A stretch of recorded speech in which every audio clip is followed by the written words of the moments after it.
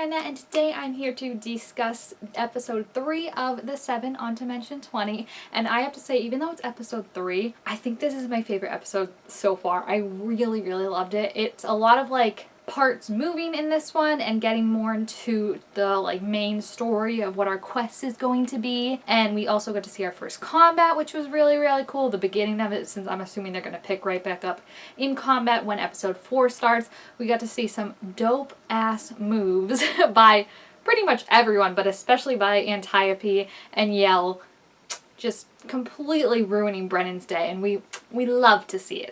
We love to see it. So I really like this because I think one thing that they do extremely well that I felt like I kind of didn't like with Of Mice and Murder was I feel like they are able to split the party very well and still have it feel natural and not be like, okay, we're gonna come back to this, but we're gonna focus on this. Like, they do that, but it doesn't feel like I felt like my problem with Of Mice and Murder was it felt like he was, Brennan was kind of, stepping in and being like, nope, we're not gonna do this right now. And I feel like he does that in this where he's like, oh, we'll come back to this, but, I want to go to this first.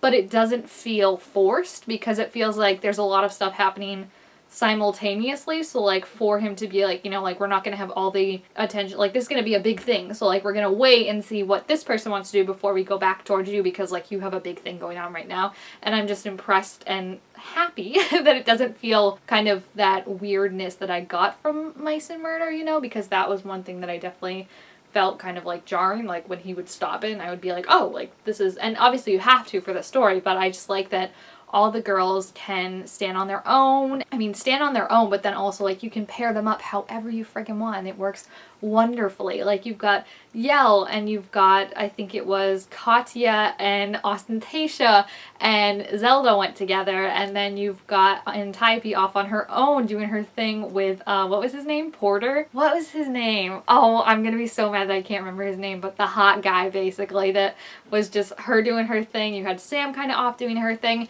and it all worked so well. And I love that when they can do their own things and then come back together and regroup and explain all the information they got, because wow. They talked about it in a venturing party, but wow, did they all get so much interesting information on their own and then put it all together, and it makes so much sense. So I still have no idea if Tectania is good or bad. I'm leaning towards good, but I also feel like she could potentially be a big bad. I don't know, because we also have the mirror or the thing that was in the mirror, the end of all things, and that seems bad.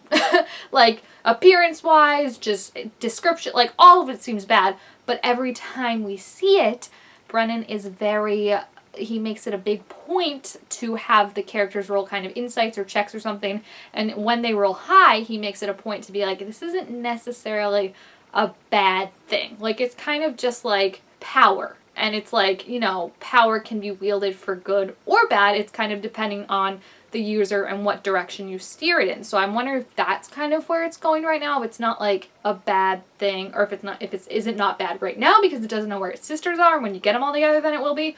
Or is it just you kind of have to, I don't know. I don't know how it works either. Is it its own entity? Does it work for someone? And right now it's marked onto Antiope and Sam. There's just so many questions I have when it comes to that is just so freaking creepy right now. And we're obviously learning more about the mirrors, which I think it's really funny that these girls are investigating something about being trapped in mirrors when they themselves were trapped in palimpsests. I think that's really, there's a nice foreshadowing in that. If they can save people from being trapped in mirrors, or something that's trapped in a mirror right now, if they can save it after they were trapped in palimpsests, I think that would be a nice journey for all of them. But we got that, and then we also got a little more about Tectania, like I said. Apparently her and Katya's dad do have some type of relationship. I know Katya's mind is going through, oh my gosh, they totally did it, but I feel like maybe it's just something that she was in charge of the adventuring things, and then he was obviously is still a big adventurer. And I feel like the biggest bad that I've got, because again, I don't know how to feel about Tectania right now,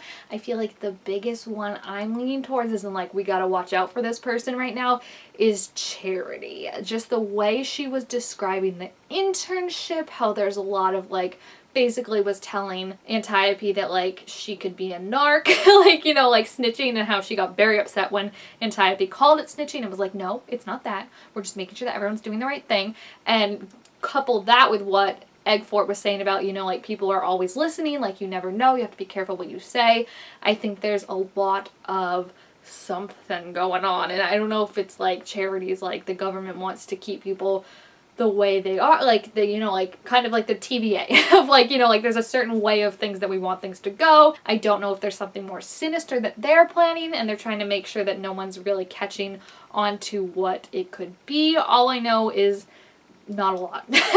I just know that I don't trust her. I think she gives me a very creepy vibe, and I worry for Antiope, one, being in this internship, but it feels like maybe she kind of ditched it, but she used poop as an excuse, so she might be able to just get back, no problems.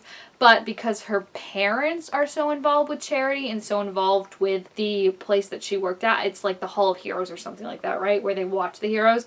I worry that like this could lead to like a parents versus Antiope situation, although I will say the vibe I get from Antiope's parents, like I don't get like a Kristen Appleby's vibe where her parents were obviously like horrible people and like didn't want the best for their daughter and like really believed in like this fundamental radical thing. I don't get that vibe from them. So I do think Antiope could be able to talk them onto her side if something does happen where they're not on her side. I just think it would be maybe like a nice, maybe that's how like she culminates her arc of becoming a leader. You know, we saw in episode 1, her big thing is she's not able to stand up to her parents, you know, and that kind of affects her whole life. I mean, when you live with someone who's constantly, you know, one-upping you and always like, you know, like her mom's a master technician and stuff like that, like that starts to affect you and that you're kind of like, what's the point in even trying to fight? What's the point in trying to stay my side when it doesn't matter and she's always going to win? So I feel like that could be maybe a nice culmination of Antiope really becoming a leader and standing up for herself and her friends. And I think the internship at this point is safely out the window. Like even if she does do it, it definitely doesn't sound like something that would be entertaining for her. And I think it harkens back to what her sister was saying last episode about like her and the other siblings are really good at following and doing what they're told. Antiope, she's more of a leader, and that's not a bad thing to go her own path and things like that. So I think that'll be really interesting to see how that develops. And then we've also got this idea of, again, Tectania, and she went out into the mountains to this dwarf safe haven where if you get to the heart of it, which is where the girls are trying to get to, you're protected from like monsters or anything attacking you. So if something was going after her, it would make sense that that's a place she wants to go. I don't know if it'd be that easy to find her. Like next episode they just get there and she's chilling there like, hey guys, what's going on? Like, you need me to sign the permission slip?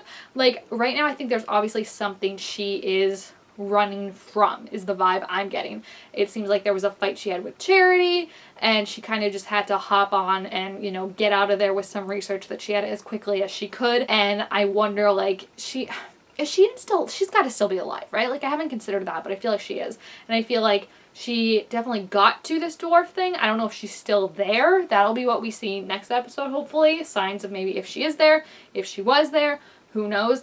But I think this is like, I'm really excited that they're like leaving Solace and kind of branching out and going on the mission already. It was so funny when they left because I was like, oh, is no one gonna like your parents? Like when you live in a world like this, do your parents just like assume, oh, you're on a quest if you don't come home for like 5 days or something like that? Because no one, I mean, obviously like Sam, Katya, and I think that's it, right? They would probably not have like, Penny's mom, but like, Penelope's mom, sorry, not Penny. I keep having to stop doing that. Isn't Ostentatia's parents like, hey, where are you? Isn't like, you know, Antiope's like, hey, how'd the internship go? We got a call from Charity. Wonder what that would be about. I'm so interested to see what that Charity call is going to be like. If she was like, hey, I think your daughter's going to be great. Or if it was like, hey, your daughter's kind of asking questions about like the snitching system. And like, I'm kind of worried that like, she's not going to be like a loyal follower like all the rest of your family. So that's going to be interesting. I just love the combat. First of all, what do they use now? It looks beautiful. Like, I love seeing them all on their horses and being able to see the actual action of like